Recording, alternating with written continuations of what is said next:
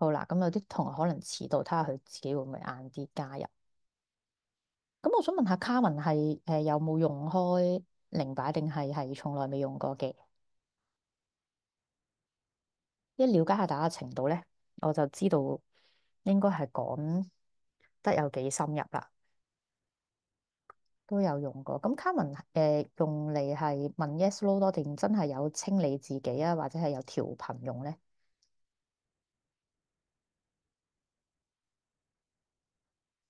因為以我所知咧，坊間有一啲咧係好簡單嘅，咁啊就係教大家點樣令到個靈擺喐啦，咁然後就問下 yes no 咁樣，係基本調頻。好，咁即係 suppose 大家都係有經驗嘅。好啦，咁咧今日咧就講下呢個靈擺課程分享會啦。咁我自己咧就用靈擺用咗都。都哇太耐，所以我都用咗7至8年㗎啦，即係我差唔多7、8年前學嘅。咁我都係幾早開始就學靈擺，咁我學過好幾個系統啦。咁可能你都有聽過，就SRT 啦，SRT 應該好多人都會知啦，個課程。咁另外咧，我就仲學過一個叫做 Super Connection 嘅系統。咁香港比較流行就呢兩個用靈擺嘅治療嘅一啲系統啦。咁啊，仲有啲其他地方其他人 design 嘅啲系統咧，我都有學過嘅。係啦，咁我就唔知大家咧喺學靈擺嘅時候啦，你哋老師係會唔會同你哋講學靈擺其實用靈擺係要做保護嘅？咁點解要做保護咧？其實靈擺都算係通靈嘅一種嚟嘅，咁所以咧其實係需要做保護嚟保護好自己，咁然後先使用啦。咁有時你避免連上咗一啲嘅靈體咧，係對你有一啲不良嘅影響咁樣啦。咁咧就講下今日嘅內容咧，大概會講下咩係靈擺啦，調頻係啲乜嘢啦咁。咁使用靈擺係有啲咩禁忌啦？係有啲禁忌嘅。咁然後咧用靈擺點樣可以落地咁喺我哋生活日常中用到啦？靈擺咧係咪可以測未來咧？即係譬如你問啲 yes no 問題，有啲都係比較有啲未來性嘅問題啦。咁然後咧靈擺係咪真係可以同靈界溝通啊？咁啊，之後就係咪可以拎嚟招財復合啊？咁呢啲應該係如果係從業者嘅話咧，就應該係最常用嚟幫人做錢啊，或者係復合呢啲嘅方面㗎，調頻啊嗰類，或者係一啲治療性嘅嘢。咁然後就點樣揀啱自己嘅靈擺啦？咁最後會講下我有嘅一啲靈擺嘅課程嘅。咁啊，然後 Q&A 時段咧就俾大家問下問題咁樣啦。好啦。咁咧就介紹下我自己先啦。咁咧首先咧，因為我接觸身心靈就差唔多喺 around 20年前，我就係學冥想開始嘅。咁然後咧就 around 10年前咧，就真係開始不斷學身心靈嘅嘢啦。咁我有考到催眠師執照啦，靈氣嘅教緊靈氣啦，靈氣導師啦，咁啊都有學臼井靈氣啦，係啦最傳統嘅。咁啊仲落學過好多靈氣嘅。咁然後 Super Connect 嘅執行師啦，即係SRT 嘅另一套系統。係啦，因為 SRT 同呢個系統有啲唔同嘅。如果陣你有興趣咧，都喺 Q&A 嘅時候問。咁然後咧就有學過加排啊，咁啊靈擺我就真係用咗好耐，自己好多心得，咁所以就有教啦。咁但係就早期教比較多嘅，近年我又多數教魔法類別嘅嘢，因為魔法嘅嘢咧近年唔知點解好 hit，好多人問，咁啊比較多教魔法嘅嘢。咁啊吸引力法則啦，潛意識點樣轉換啊，教練啊，即係生命教練之類嘅工作都有做嘅。咁另外咧，我都有學紫微斗數嘅。咁好多唔同嘅範疇啦。咁其實唯一想做嘅咧，就係用呢個靈性嘅方式啦，或者貼地嘅方式咧，去幫助大家同埋我自己去了解自己，然後去改變我哋嘅命運嘅，係啦，即係掌握翻自己嘅生命啦。咁咧要喺度講一講咧，就係咧所有嘅靈性工具咧都係一個輔助嚟嘅啫。咁希望大家就唔好太過依賴靈性工具啦。咁得因為我哋最後都係要靠自己嘅個人努力去創造唔同嘅事情嘅。好啦，咁然後咧就講下咧點樣用靈擺落地咁活用喺生活當中先啦。咁咧我就想大家咧投票咧睇下究竟大家用靈擺咧 A、B、C 用靈擺多數 for A、B、C 呢3個目的邊個多咧？咁請大家喺你哋個聊天室嗰度回答我啦。係啦，有啲互動冇咁悶啊，因為就係1個鐘聽我講咧，大家瞓咗覺噶啦。係提升個人頻率、情緒。好啦。啊，Angela 係用嚟有冇 A、B、C 呢三個用途，或者未用緊嘅，想用你會覺得自己比較多係用喺邊三個地方多咧？邊三個範疇？係啦，有啲人就同錢有關啦，B 就係錢啊，C 咧就係愛情方面啦咁。咁都好多人係因為感情問題而學調頻之後係希望復合，係真係好多嘅。咁但係咧，如果你問我咧，我就建議大家咧用嚟主要做咗改善自己嘅情緒同埋清理自己、提升自己頻率咧，係最有用嘅方法嚟嘅。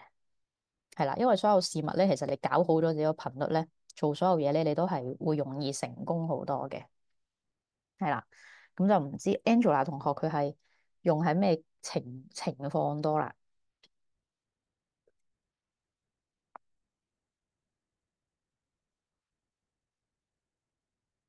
嗱，咁啊咩叫做貼地生活咧？用零擺用得，咁你哋認為問 yes no 係咪一個貼地生活嘅用法咧？咁我想問下大家，即係 Q 下大家先，呢個人少少。而家啱啱係 Angela 係有用 yes no 嚟喺零擺嗰度嘅喎，係啦。咁 yes no 請教下 Angela yes no 係可唔可以分享下係多數 yes no 係問啲咩問題？會唔會係問中六合彩嗰啲？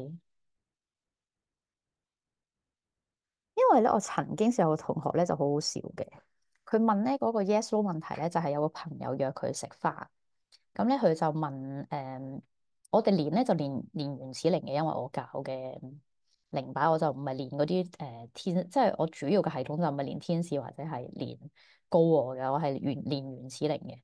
咁可能有啲人唔知原始零係咩啦，咁原始零即係宇宙嘅源頭咁解啦，係啦，最盡頭咯，咁都會連埋高我嘅，咪幾個唔同嘅角色一齊練咁樣啦。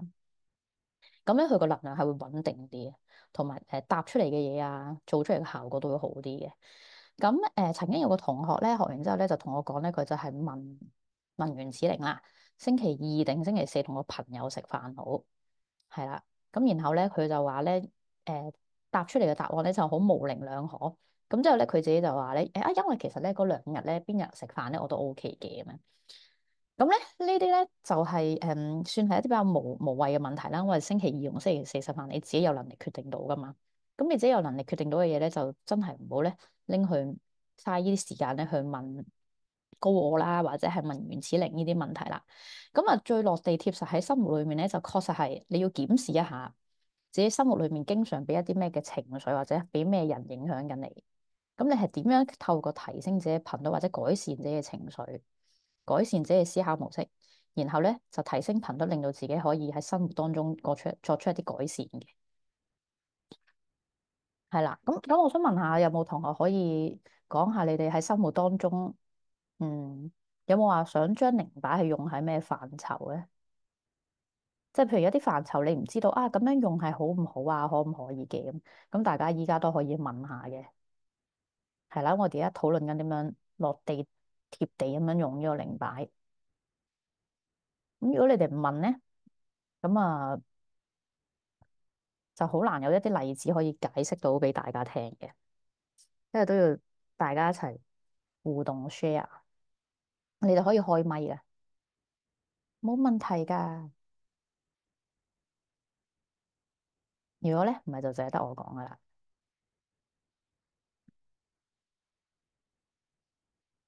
啊，調脈輪非常好啊，非常好。其實用零擺嚟清理脈輪嘅阻塞啊，或者係負能量咧，都係好有用嘅。大家記得可以拎嚟試試做嘅。係啦，呢個係一個好貼地嘅用法啦。因為咧，我哋基本上咧，如果你脈輪嘅能量咧好嘅話咧，其實整個人嗰個情緒啊，各樣嘢咧都會有幫助嘅。因為我哋嘅情緒能量其實直接影響咗我哋嘅頻率啦。咁你唔開心啊，或者經常負面咧，個頻率係比較低嘅。咁頻率低嘅話咧，你吸引翻嚟嘅事物咧都會係即係打咗折扣啦。咁或者再差啲咧，係真係會吸引到阿飄嘅。係啊，調完脈輪咧，你做完治療係會攰嘅，因為佢有一個排毒反應啊嘛。所以你調理完脈輪咧，係真係要多啲休息嘅，多啲休息啊，多啲幫自己去放鬆啊，因為你香港人實在太忙啦，平時係啦。咁啊，除咗慧慧有幫自己調理脈輪之外，咁大家平時 Carmen 同埋咦 Helen 係啦，Helen 我學生啦，Carmen 係有用過啦，基本調頻。咁阿 Carmen 平時係調啲咩㗎？可唔可以講下？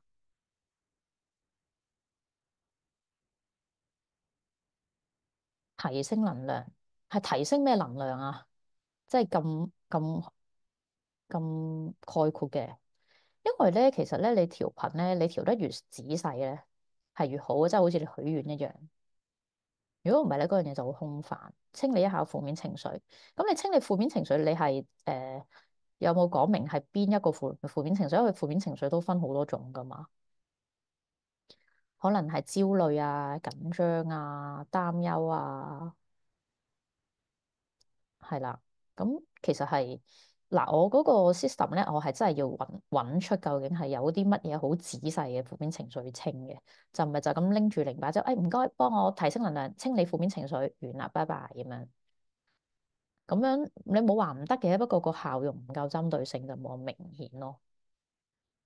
係啦，咁咧然後就大家冇調增加幸運啊，即係提升你嘅幸運啊、人緣啊。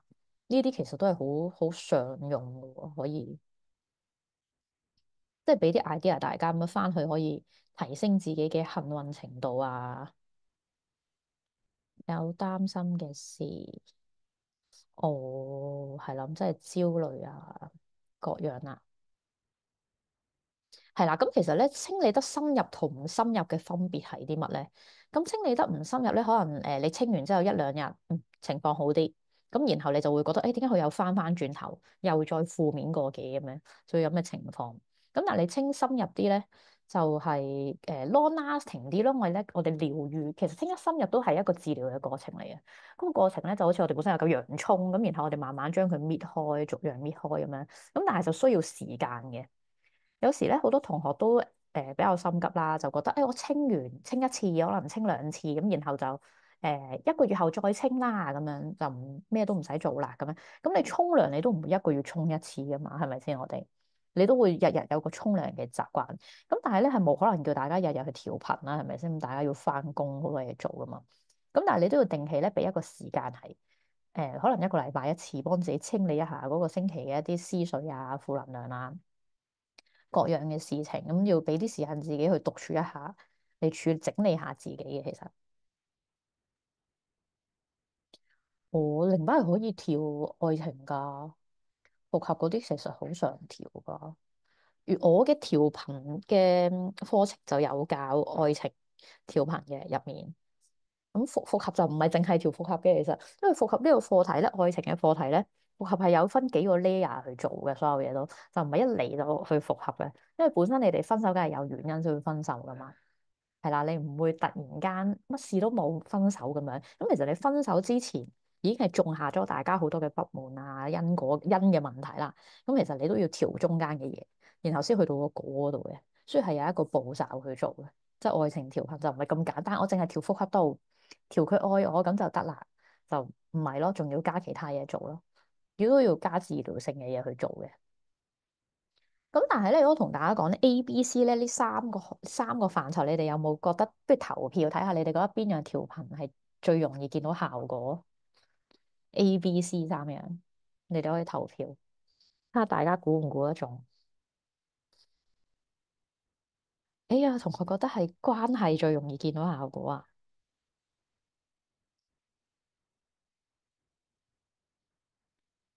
除咗關係，大家仲有冇覺得有其他邊個係最快見到效果？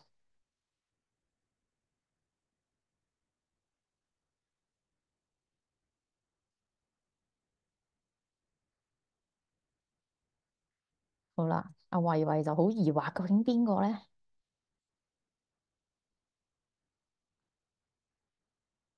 慧慧有冇估得噶啦？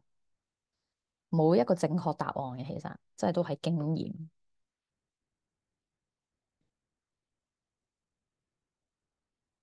係啦，咁以我同啲同學仔嘅經驗嚟講咧，最快咧，我哋自己覺得係增加收入嘅。係啦，即係同錢有關係最快嘅。個同埋痛咯，一啲譬如肚痛嘅 M 痛緊嘅時候調咧就最快見下，反而關係係最慢嘅。如果你一調對方就有反應嗰啲咧，咁本身你哋關係都唔係咁差，真係。不過調開嗰啲 case 都係咯，即係講俾人封鎖邊緣嗰啲，係啦。咁其實錢係最容易，如果你本身係自由業啦，或者你接 job 嘅，你唔係打工嘅話咧，其實錢係調頻最快見到效果嘅。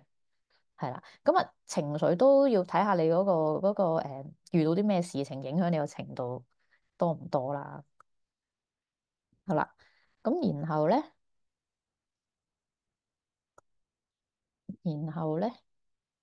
增加收入咧，其實係有十幾廿樣嘢調，唔係淨係調一樣嘅，所以就好難喺度講到咁多個 item 俾大家知調幾多樣嘢。好啦，咁然後咧就係咩零擺調頻係啲乜嘢咧？咁我諗係咪大家用過都知咧？係啦，咁其實調頻咧主要係幫助我哋提升我哋當下嘅提升嗰個能量啦。咁你當係我哋突然間要食一個 supplement 落去，你而家身體唔係幾好，突然間食 supplement 落你身體度，咁你身體都會精神啲噶嘛。係啊，我唔知你哋有冇食過維他命啦，係真係成個人你會覺得喂精神咗喎咁樣。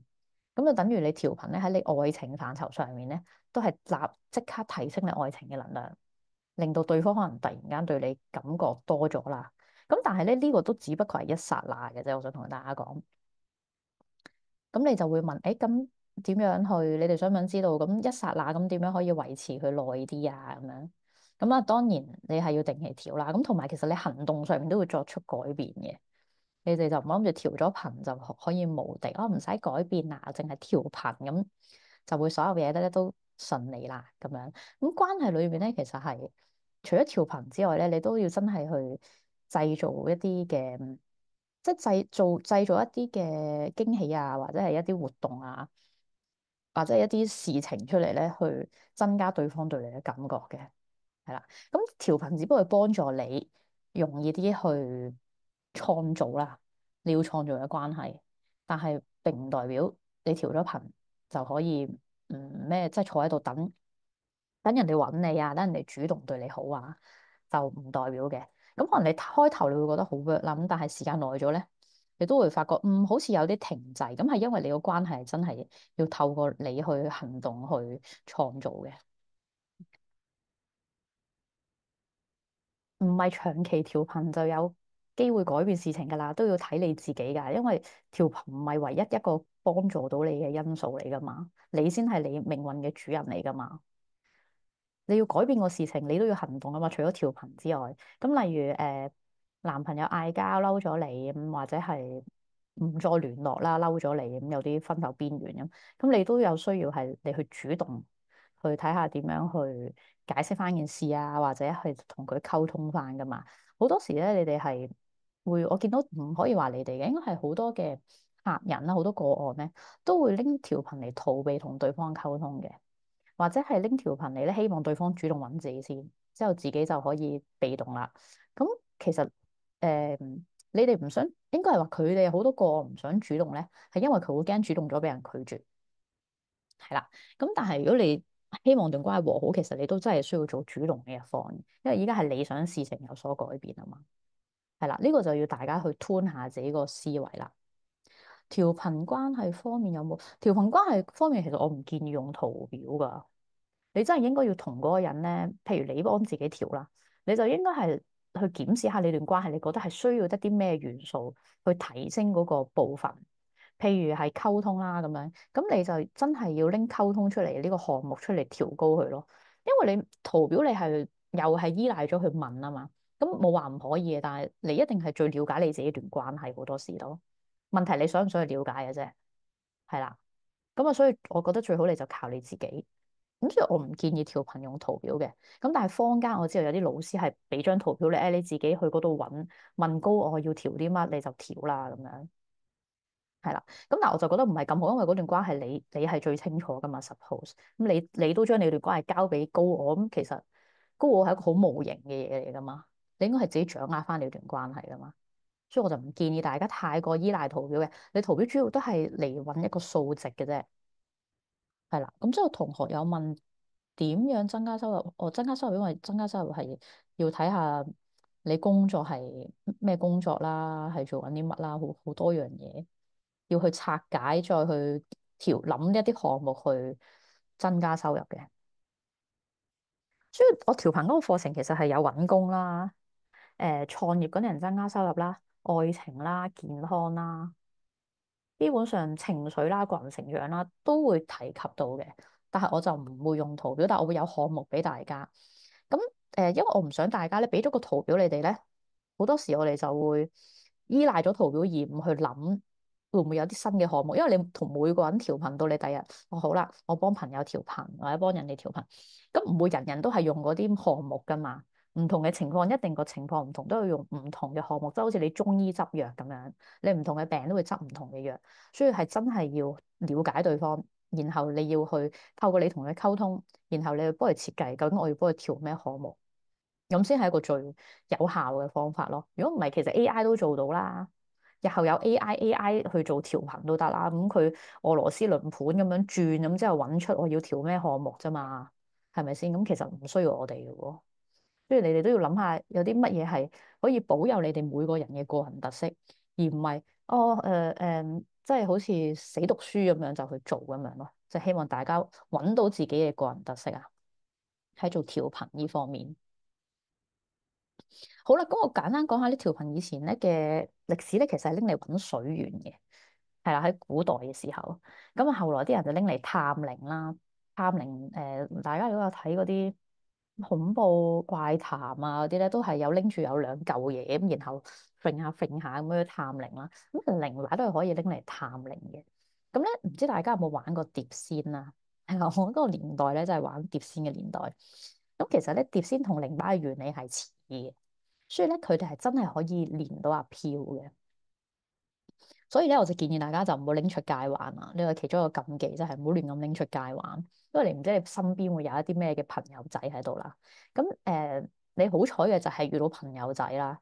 如果唔好彩嘅話咧，就係高級啲噶啦，即係妖魔鬼怪嘅都有嘅，係啦，妖魔怪咁樣啦，咁就比較麻煩啲。咁咧，所以就做靈擺，用靈擺之前就記得一定要開保護好自己啦，同埋保護好屋企嗰個能量啦，都要清附近嘅地方啦。咁因為佢都係一個通靈嘅物品嚟嘅，確實係咁啊，盡量就唔好拎出街玩啦。因為一般靈擺你都要搖佢隔空幫人做噶嘛，為咗保護你自己咧，就最好係喺屋企嘅地方。咁但係屋企都要定期清理咯，記得幫自己屋企，同埋都要清理自己咯。因為咧，其實咧喺我哋同人哋做靈擺治療啊、調頻咧，都會connect 到人哋嘅能量噶嘛，大家都知。咁你 connect 到人哋嘅能量咧，佢啲負能量其實都會係 attach 咗喺你度嘅，所以你都係要幫自己清嘅。嗱，點樣開保護同埋清庫咧？就有一啲靈氣嘅課程，其實都係有得開保護同清庫嘅。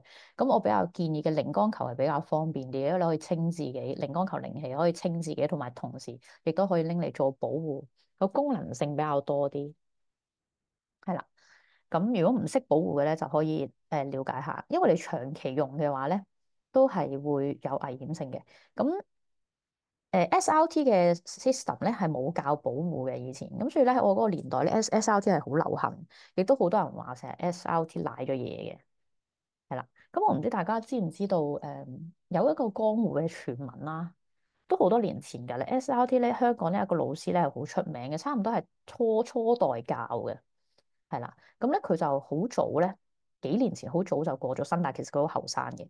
咁傳說啦，有啲同學就話咧見到佢唔知 connect 咗啲乜嘢咁樣，咁都係啲傳聞嚟嘅啫，係啦。咁啊，大家上網揾下有資料嘅應該。呢個就係茶餘飯後嘅題外話啦，同大家講下。咁我哋始終咧，所有同靈界聯繫嘅嘢咧，都係有一個危險性嘅，所以記得要定期清自己同埋保護。咁你話啊，清自己最平嘅方法咧，有嘅就係買碌柚葉煲水沖涼啦，係啦，都係清自己一個最划算嘅方法嚟嘅，即係年廿八洗邋遢咁樣嘅時候清自己嘅方式。咁大家咧都可以去上網睇下。嗯。調之前要保護啊，係啊，你連結，因為我唔知大家係連結乜嘢去做調頻咧。有啲人咧淨係，我聽嗰啲同學講，有啲人淨係連高我咁，有啲咧就唔知連邊位天使，有啲人就唔知係又話連月老咁，連到亂七八糟咁樣咧。咁你唔開保護，其實可能連緊隔離屋個阿飄咁樣。因為試過有同學咧話翻俾我聽咧，係冇做保護啦，然後佢唔係喺我度學嘅，佢係喺第二度學完再嚟揾我學調頻。咁咧佢就話咧，就連到咧對面樓咧早排跳樓嗰個人，我就唔知佢點樣問啦。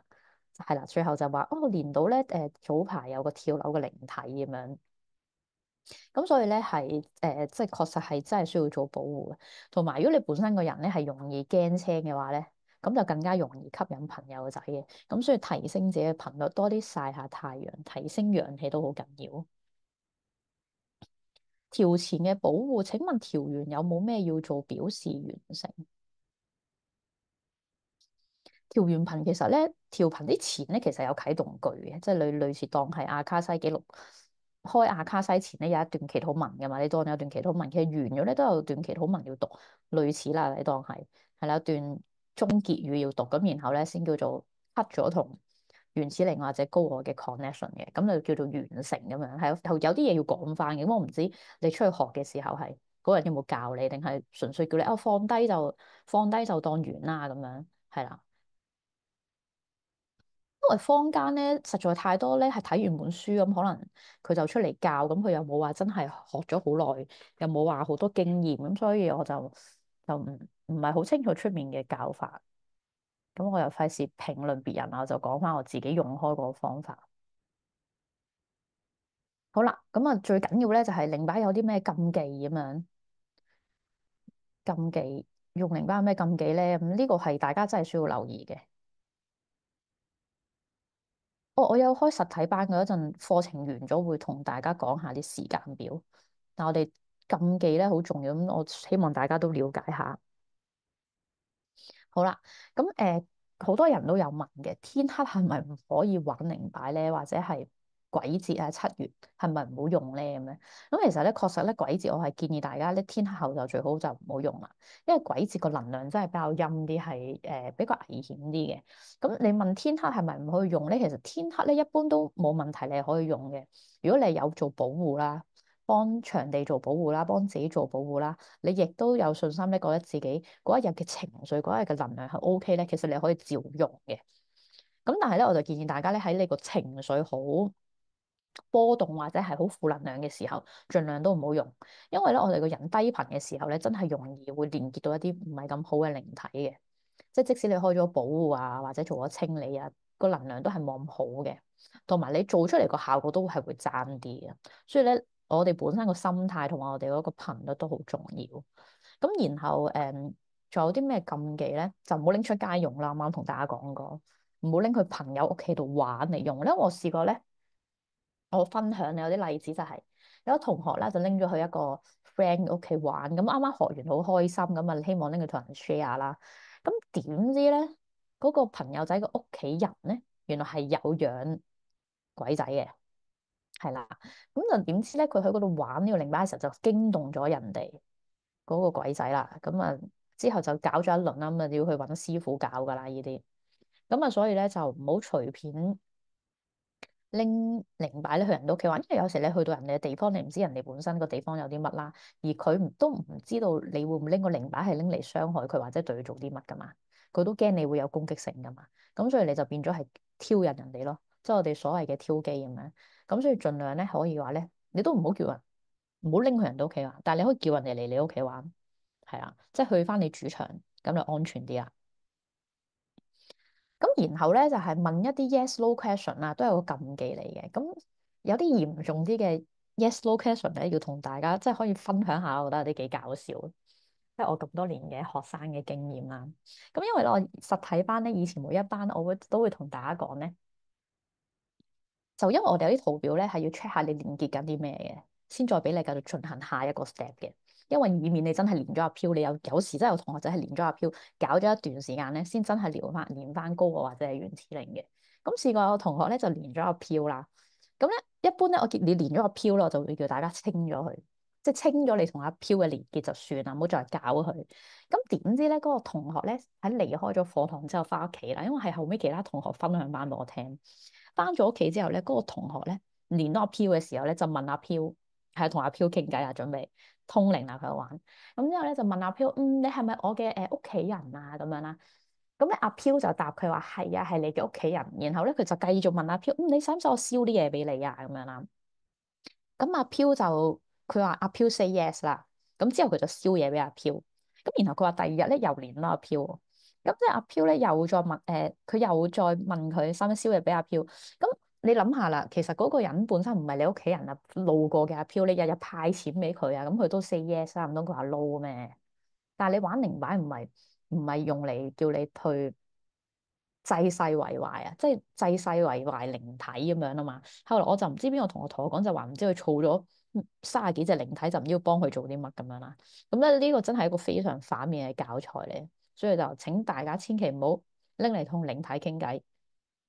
總之連到任何嘅靈體咧，都係要同佢切除呢個 connection 同埋請走佢，係啦。咁啊呢個係俾大家嘅一個好大嘅提示啦。咁之後咧就係問一啲 yes no question 咧。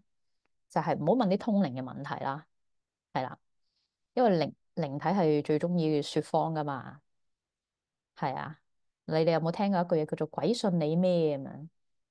係啦，係啦，同埋有一句嘢係講係話鬼講嘢都信嘅咁樣之類啊，我唔知你有冇睇過怪談或者係嗰啲恐怖熱線，或者人哋分享嗰啲法科師傅分享嗰啲 case 咧，就係話個朋友仔成日都講唔會講嘢冇句真咁樣。所以就唔好同佢哋溝通，因為你唔想同佢嘅頻率連結噶嘛，你係想提升你個頻率噶嘛，咁所以你就唔好同佢哋接觸咁多啦，係啦，咁所以用靈擺咧個主要嘅功能係提升頻率，而唔係拎嚟通靈嘅。咁例如咧，你問一啲愛唔愛我啊，或者問一啲預測性嘅問題咧，其實都係通靈嘅一種嚟嘅。如果你要問 yes no 啊，或者占卜性嘅問題，咁不如你拎翻塔羅牌問啦，佢嗰個功能仲詳細啲，仲詳盡啲添。咁但係咧，其實玩塔羅都唔係一定係安全。我分享有個同學仔嘅經驗就係佢咧已經係跟咗好多年嘅，好多年前嘅學生嚟，都5、6年。咁然後咧佢就開咗 IG shop 嘅，咁佢真係有幫人占卜嘅。因為好似咧佢就同我講咧，去咗黃金海岸附近喺個 friend 架車嗰度咧開牌幫佢占卜。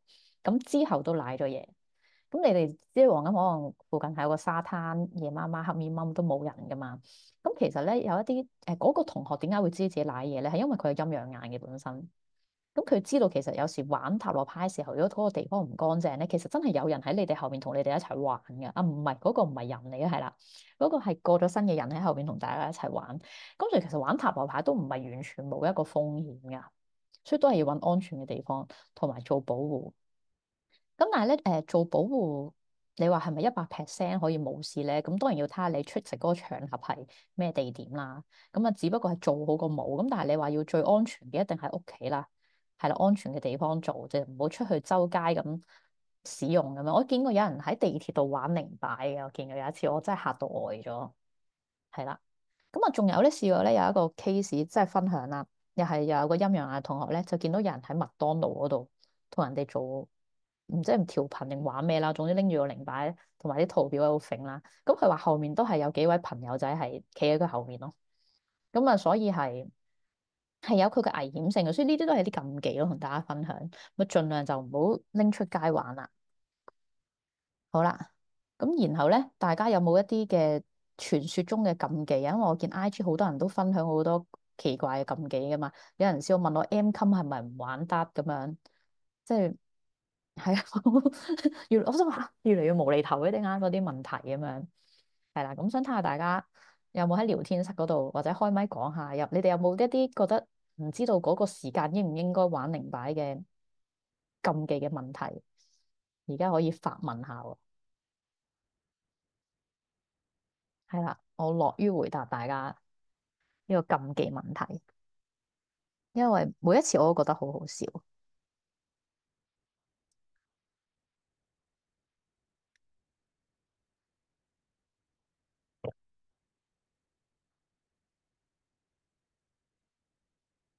你哋冇疑問啊？禁忌嗰啲，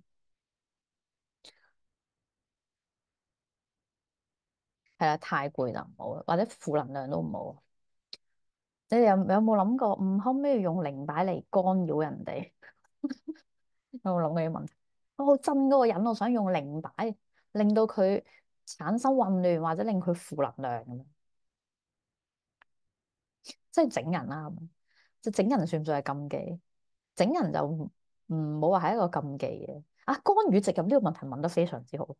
其實干預植入咧呢個係一個即係我好少提及呢個話題嘅，因為咧提及咧喺 IG 講咧好危險，會受到攻擊。M 度梗係可以用靈擺啦，唔影響嘅。係啊，所以唔使擔心嘅。你知唔知係魔法嚟講？魔法世界裏面咧，M 襟嘅時候咧，女性嘅魔力係最強添嘅。即係我老師同我講，M 襟嘅時候，即係女性嗰個能量係最強。咁但係當然，因為有一啲以前有一啲法術都係要用女性嘅 M 嚟做啦，即係有啲冇咁好嘅法術。咁但係 M 襟嘅時間都係代表住女性嘅能量係最高峰嘅時候咧。即係魔法嚟講啊，干預植入，我都講下干預植入呢個課題。其實干預植入咧，即係去干擾人哋嘅自由意志。佢唔可以話，你唔可以話佢係一個禁忌，但係佢係會產生有一個因果嘅問題。同埋咧，最多常見嘅咧，你一干預同埋植入對方嘅話咧，係好，即係你起碼你有50%嘅機會咧，要準備定會有反效果咯。因為咧，對方佢高我咧，好多時係會 feel 到咯。佢會突然間抗拒你，或者係本身未去封鎖你咧，都會因為你干預同植入咧而封鎖咗你。啊，因為而家好興咧，有個潛意識干預係或者潛意識植入係不斷植入啲信息俾對方噶嘛。即係明明你好中意食飯嘅，然後咧我就喺你身邊係咁耳邊每一日同你講食粥啦，食粥啦，食粥好味啊，食粥好好味啊咁樣。咁你會唔會有一日即係講到第10日啦？你會唔會覺得我好煩啊？你嗰突然間就好憎我，本身可能對我都冇嘢，之後咧我煩完你之後，你就覺得好煩啊佢，不如封鎖咗佢算啦咁樣。所以干預植入係有一個咁樣嘅麻煩喺度。即係干預植入，你可以當係同靈擺調頻嚟講咧，佢係一個比較抗操性嘅方法，控制嘅方法。調頻其實已經算係溫和嘅啦，因為調頻我哋好多時咧都係最後都會 set 一個 intention 係以大家嘅最高利益為優先噶嘛。或者係唔係影響人哋嘅自由意志之下進行一啲工作噶嘛？但干預植合咧，其實係直接控制佢嘅意志，所以係會有反效果嘅。咁然後咧，我記得仲有呢排，因為我最近真係好少留意人哋啲廣告，仲有一個係夢境植入啊！我唔知你哋有冇聽過，就係令嗰個人咧發夢咧不斷諗起你咁樣。其實調頻都有咁嘅，有時都會有咁嘅效果啊。但係夢境嗰一種咧，佢都係比較係干預性啲啦，係啦。咁啊調頻多數令佢諗起你啊，掛住你多啲咁樣。咁但係你要諗下喎，本身如果你同佢好多負能量嘅話，咁佢夢境裏面諗起你，可能係諗起你嘅衰嘢嘅，對你都係冇好處。所以其實你應該要清咗大家嗰啲負能量先。令到佢唔好咁抗拒你先，對方，咁你先再做下一步。啱先，如果調頻嘅時候可以啊，你啊調頻嘅時候，如果有人騷擾你嘅話，可以暫時暫停嘅。咁你睇下暫停幾耐啦。咁如果你暫停10分鐘咧，你係可以翻之後行開10分鐘翻嚟再繼續嘅，就唔一定要講完結語嘅。哦，咁一開始調頻係咪就要完成晒先得？咁都唔係嘅，平時有時調下調下，要去廁所咁，我都要去廁所噶嘛。咁但係我去完廁所會翻嚟，如果我哋唔再繼續調啦，咁你都要講完結句去停止咗連結。意思咧，其實就係話俾原始靈或者高我聽，哦，而家咧完成啦。咁就好似我哋平時拜神咁，我哋請咗神嚟，你都要請個神走噶嘛，即係一種禮貌同埋尊重咯。嗰個儀式，你可以當另外一儀式，你都係要禮貌咁樣啟動語請佢嚟連結佢，然後哦我完咗呢件事啦，呢個儀式哦我請翻你走啦，唔該晒咁樣，就係我哋嘅完結句語咯，係啦，你可以咁樣理解，會容易啲明白。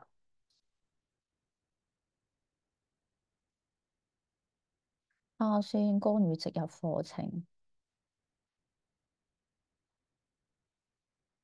係哦，咁有啲人係本身天生嗰個靈力啊，同埋直覺力好強咧，可以係感受到嗰啲。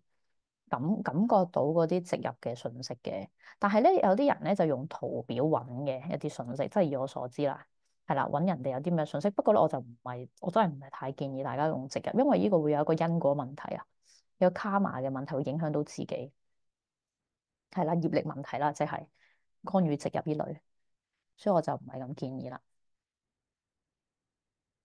咁如果你唔介意，即係因果業力嘅問題影響到你嘅話咧，你就可以繼續學呢個干預同埋植入嘅。但係我就唔明你調頻即係正路咁多，咁又冇一個即係冇乜業力嘅問題啦，相對係比較咁，點解你要學啲咁危險性高嘅嘢咧？咁樣呢個就大家就可以思考一下。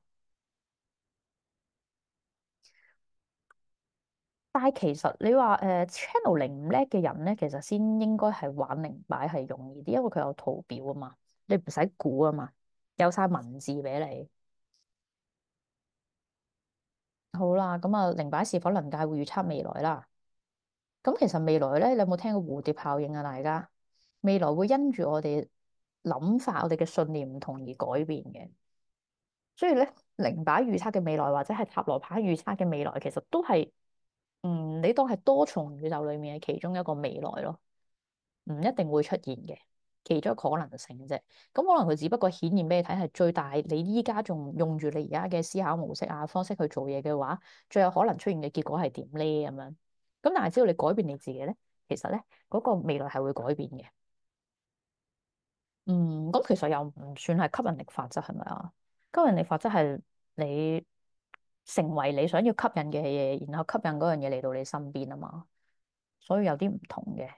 我哋啱啱講緊嗰個塔羅牌同埋靈擺預測唔準，係因為我哋嘅意念只要一改變咧，嗰個嘅未來都會有唔同嘅，即係我哋嘅思維唔同咗。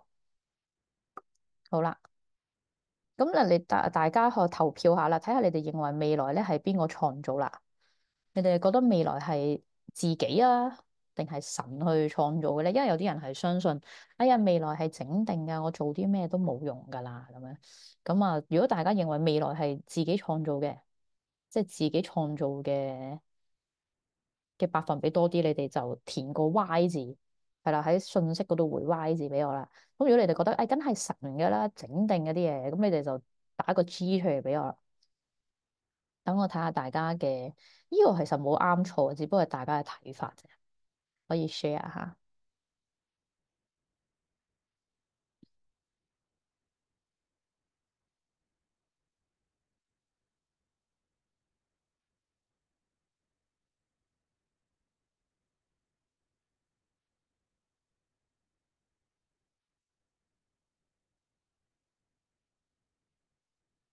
好好啊，大家都有買嗰個 percentage 係啦。咁其實係 Y 同埋即係神同埋我哋咧都係有份創造嘅。咁自己嘅比率其實係多啲嘅，所以阿慧慧嗰個答案比較係準確啲嘅，係啦，自己佔6成啦，神佔4成啦，係啦。咁啊，所以大家就記得靈擺只係個輔助嘅工具嚟嘅啫。咁究竟將來條路點樣咧？真係我哋自己去創造嘅。好啦，靈擺能與靈界溝通嘛？咁啱啱同大家講係可以同靈界溝通啦。咁但係我就唔建議你哋同靈界溝通啦。係啦，但係你哋可以同原始靈啊、高我啊一啲高靈去溝通咯，安全嘅。天使其實都 OK 嘅。有一啲我有個靈擺課程係主要係連結天使去做一啲療愈嘅，因為有一班朋友係好中意同天使比較有緣啲啦，咁樣。咁但係咧就唔建議大家連結祖先嚟溝通啦。因為咧，我教嘅課程裏面咧，祖先咧一般我哋就唔拎嚟溝通嘅，係直接清理咧祖先連結嘅負能量嘅，即係影響緊你嘅一啲唔好嘅能量嘅，就唔會同佢溝通嘅。咁然後就阿飄啦，咁阿飄就唔建議大家同阿飄溝通啊，因為係有危險性，有時未必淨係影響到你咁，有時影響埋你嘅屋企人，咁就好麻煩。有時你哋係唔知佢影響緊你，因為有個問題就係。例如佢影響你有時輕微嘅咧，咁佢係會走嘅。你揾到佢影響緊你，咁你去清走佢。咁最多都係黑仔一兩個禮拜嘅啫，咁樣。咁啊嗰期成日都心情唔好啊咁樣嗰啲，係清得走嘅。但係嚴重咧影響到屋企人咧，就會比較麻煩啲啦。即係都要睇下你咧棘咗嘅朋友仔嘅層次嘅高低，同埋佢惡唔惡嘅。好啦，咁靈擺係咪真係可以用嚟招財復合咧？咁樣咁係可以做到嘅，咁都有成功嘅例子嘅。但係咧復合咧就唔可以齋用調頻做嘅。我唔知你哋大家有冇見過好多年前咧曾經興過嗰啲咩調頻100日啦，咁之後咧就每日收你錢，咁個調頻 plan 咧就要調復合調頻 plan 咧就係調100日嘅。好多年前啦，可能大概5年前好興嘅。係啦，咁後來咧，因為我出嗰篇文章咧，係話日日調朋友反效果咧，然後啲人咧就冇再即係再冇再 sell 日日調啦，係啦，因為其實真係唔使日日調嘅，就變咗隔日調啦，或者係係啦隔日啦，因為佢都想你快啲再收你錢噶嘛，咁啊所以轉咗隔日調咁樣，係啦，咁呢即係呢個題笑話啦，因為呢個可能都已經而家唔係咁樣咯，我唔知大家知唔知啊？即係最近調頻嘅玩法，因為而家好似最近都冇咁興調頻啦，近2年。但係調頻初初嘅玩法咧係賣 plan 咧100日 plan 係我聽嗰啲 case 講啦，即係後尾揾我嚟打救，即係調完100日都冇用啦，梗係調頻都復合唔到。嗰啲人嚟同我講就去揾唔知邊間調咗60日啊、100日啊，然後調咗1萬蚊咁樣，係有咁嘅情況嘅。係啦，咁其實咧，調頻我而家係玩緊7日、14日同連續28日啊。其實真係唔使日日調，日日調其實唔係太大作用。係啦，咁我建議啦，你嘅而家嘅玩法，其實你直接不如問原始人需要係幾多日調一次，會係準確啲咯。你連續調7日，我只能夠講，其實佢都係為咗賺你錢。係啦，即係商家嘅，即係好似你做 facial 咁，你買邊日 plan 咁就，咁佢梗係希望你買長時間啲啦，咁佢收多啲錢啊嘛。咁但係佢係咪真係日日幫你做咧？係啦，咁呢個就大家自己思考下啦。好啦，係啦，調頻復合啦，復合其實係要治療嘅，反而你話調頻前咧，其實係容易好多。復合其實就齋調頻，我試過係調頻係復合到嘅，不過好快咧都係分手，因為佢冇處理到根源嘅問題啊。你調頻純粹佢衝動同你一齊翻，咁但係其實佢同你一齊翻之後，佢發覺你都係同以前一樣，佢好討厭你嘅嘢都係唔改，咁其實大家都係會分開咯。咁除非你調頻復合翻嘅時候咧，你係有把握到個機會，真係去同對方解決問題啊，大家都願意溝通啊，再一齊成長咧，咁就唔同啦，咁啊有轉機啦，會係。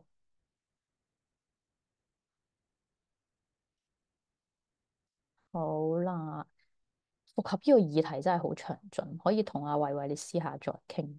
好啦，咁然後咧點樣去選擇合適自己嘅靈擺咧？咁樣好啦，想睇下大家咧會係用緊 A、B、C 邊一種靈擺啊？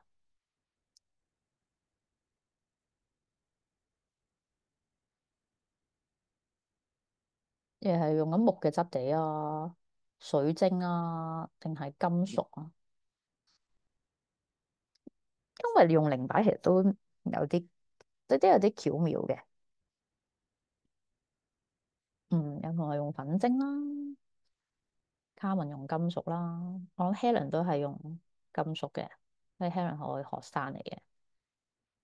係啦，咁我就最唔建議咧用水晶嘅靈擺嘅，因為水晶靈擺係最容易棘朋友仔嘅，同埋因為水晶咧佢係會儲存一啲能量啦，咁所以你每一次咧有嘅負能量咧，佢都會幫你吸咗落個水晶度，咁然後你咧每次調頻嘅時候咧就帶隨住嗰啲負能量一齊調噶啦，嗰啲唔好嘅能量係啦，所以有好多次咧試過啲同學仔叫咗佢唔好用水晶啦，咁但係咧佢又見到出邊嗰啲好靚啦。咁啊忍唔住買咗翻嚟，咁最後咧佢都係話調調下咧個靈擺有啲古怪，因為佢嗰個喐動啊，或者佢揈啊，或者係佢揾圖嘅一啲答案咧，你會 feel 到佢嗰個喐動係有啲同平常嘅軌跡係唔同嘅，咁所以咧你就知個靈擺已經唔用得噶啦，水晶嗰個，咁所以咧就最安全嘅咧就係用金屬嘅，係 C 嘅。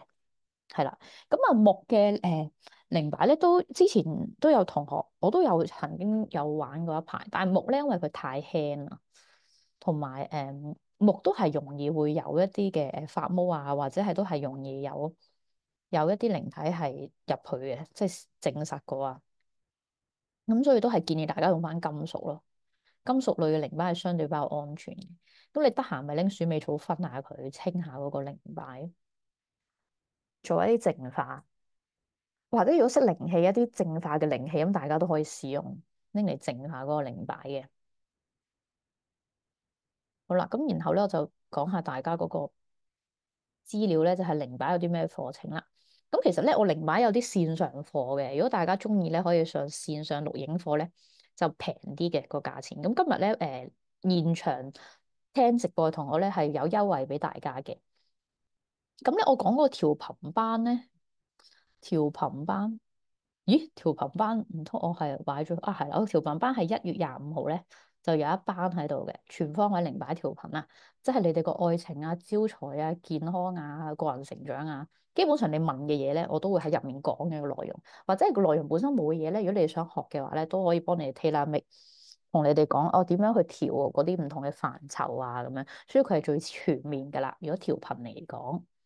咁都會有一個正確嘅連結嗰個靈擺啊個方法同埋終結，我可能送走我哋要連嘅原始靈同埋高我要點樣做啦，都會有教學嘅。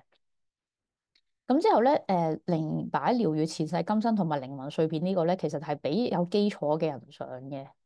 係啦，係啦，有關前世今生就係處理一啲前世今生嘅問題，同埋揾翻靈魂碎片嘅。咁我唔知大家有冇聽過靈魂碎片係啲乜嘢？前世今生大家就知啦。咁前世今生會療愈自己嘅前世今生啦，亦都會療愈你同某某之間嘅一啲前世影響緊你依家嘅能量嘅。咁靈魂碎片咧就係西方叫靈魂碎片啦，中式咧就係叫三魂七魄嘅，即係我哋嘅靈魂啦。咁所以咧佢靈魂會嚇走嘅，有一啲情況下，咁靈魂走咗咧會有啲咩問題咧？不如大家估下，靈魂碎片唔齊會有啲乜嘢嘅影響？呢個可能少啲有人討論，但靈魂碎片呢個 terms 應該係好